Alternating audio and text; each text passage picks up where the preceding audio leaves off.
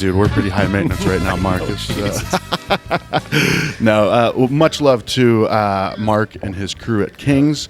We can get this thing started, right? Let's do it. As Mark is cranking the music down a little bit. Beautiful. Thanks, perfect. buddy. Just awesome people here. We were just talking this morning. It's been a little while since we recorded an episode, so we're all just catching up, and it's just great to know how much we all love local beer. For sure. You know? Yeah, absolutely. Got to support when you can. For sure. And King's Beer and Wine, Central and Thomas. Yes. Central and Thomas, thanks for hosting and hosting us and helping us get this thing out to the masses. Yes. We need to spread our wings further and get more and more people involved in watching these and making it down to King's and your local breweries, not just King's, but the breweries we talk about. Absolutely. Getting to those places as well. For sure. So as it's starting to cool down a little bit. 115 like a couple of days ago. Nice and cool. I guess what I meant to say is as we're approaching the time that it's going to cool down, as you get out on the weekends or wherever after work and come down to King's, have a beer. And we're going to have one here today to see if this one is worthy of our praise. Exactly. So this is going to be like, so we didn't do our traditional introduction, but, that's how we are. We roll how we roll. That's right. This is like a draft series, right? Yeah. I mean, King's has like over 80 beers on draft. Yes. So, I mean, you're not going to find that anywhere else in Arizona. Absolutely. You're not going to find a place that has over 80 beers on draft. Not only that, they're not going to be good luck finding one that tastes good. Yeah, I don't think you're going to find it. Ciders, meads, and then not only that, but you could grab your beer on draft, but they also have a massive can selection as well. Adding doors of local stuff. Mark was just telling us Correct. that they have expanded space for just Arizona local stuff. Local. Yep. So no, I'm glad we're doing this too. We've stuck to cans at this point. Dude, I'm a sucker for can art. So for sure. So I kind of like this. This kind of takes that visual aspect out of it for you, right? We'll be able to relate these a little bit to what we know about the breweries, but for the most part, these beers that are coming on draft are ones that maybe you can get them at the brewery and King's Beer and Wine, and that's it. Exactly. So what do we got first, man? So up first is a beer out of Fate Brewing Company, located they have two locations actually. One in Scottsdale, kind of like the what you call that South Scottsdale area. Yeah. And then one in Tempe. Yeah. So they have two locations actually really close to each other as well. This is Sprechen Sie Kölsch. This is a Kölsch style ale coming in at 5% ABV. We did a Kölsch Huss coffee Kölsch, but this is just your traditional Kölsch, right? That's right. So really excited to try it. I love Kölsch style beer. I do too. Love cold. Basically, a Kölsch is a cold fermented ale. So it's not a lager, but it's an ale, so it's top fermenting, but it's a cold fermented. So usually they ferment it a lot colder than they would traditional ale. So they're not as high maintenance as a lager, but they're not as easy as like an IPA. Yes. Yeah, kind of in the middle. Perfect way to put it. Oh, no, I've been doing my homework, man. You thought I got back from vacation ready to rock, man. So the beer definitely comes in a nice, just crystal clear. Oh, for sure. Gold color. I mean, it's beautiful beer. Really bright white head on that. Nice compact bubbles. You got a drive-by aroma. Yeah. Perfect. Yeah. Music for the... So on the drive-by, it's like that traditional Kölsch. Yeah. It almost actually has a little bit of a lager character to it as well. Yeah, and I think that's kind of what... Because sometimes when I smell, I smell Kölsch, I tell you, I get that wet dog a little bit sometimes. Yeah. There's something about sometimes beers like this that they can go one way or another. Maybe they're too bready or this or that. I'm excited to try it. You're lucky I haven't taken a sip. I know. Usually he'd be done with it by now. This is one of those beers I would go, give me two of those. Like, somebody meeting you? I'm like, no, I'm going to pound this one real fast. So that Kölsch yeast is very, very, very noticeable.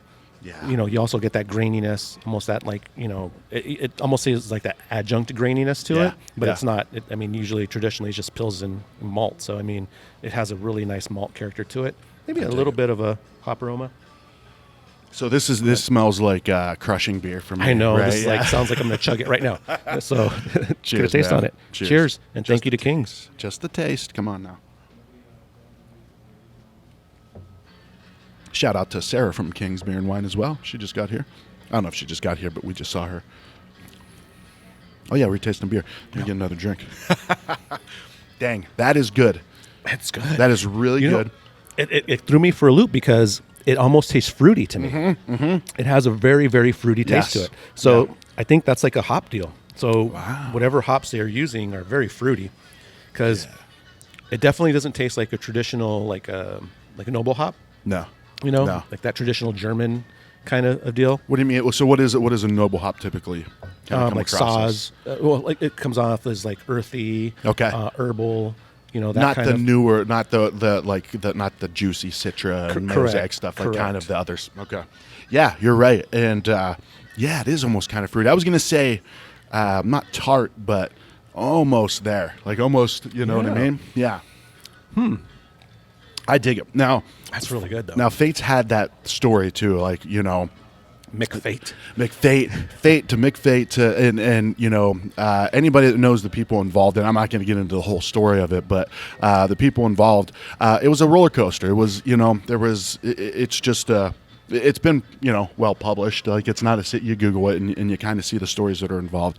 But what I love about Fate is Adam, their brewer, hasn't changed from day one. Like he was there from the inception of the with Steve McFate along this journey, and he's been there since day one. I think he's one of those brewers in Arizona that doesn't get enough respect because the dude beers like this, and you get any Fate beer, it's good, dude. It's all good unless there's something that happened in transit, of whatever.